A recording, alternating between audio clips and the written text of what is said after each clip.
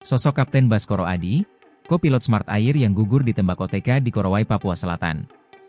Kapten Baskoro Adi, kopilot pesawat Smart Air PKSNR tewas bersama pilot ditembak orang tak dikenal, OTK, di lapangan terbang Korowai, Kabupaten Bovendigul, Papua Selatan, Rabu, 11 Februari 2026.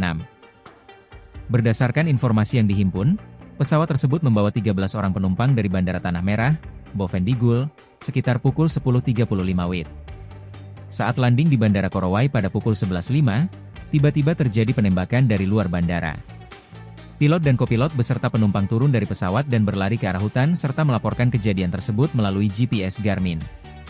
Kejadian tersebut pun dibenarkan Kasatgas Gakum Operasi Damai Kartens Kombes I Gusti Gdra Adinata lewat pesan singkatnya.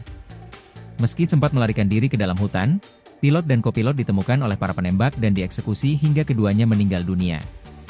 Pilot dan kopilot dikejar oleh para pelaku kemudian dibawa dari dalam hutan ke lapangan terbang dan dibantai di situ, kata Kepala Polres Bovendigul, AKBP Wisnu Perdana Putra, dikutip kompas.com.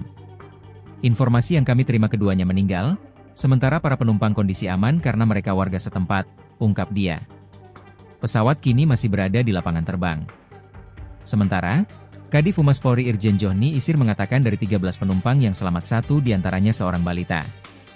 Info lapangan, semua penumpang dalam keadaan selamat, 13 penumpang termasuk satu balita, ucap Johni.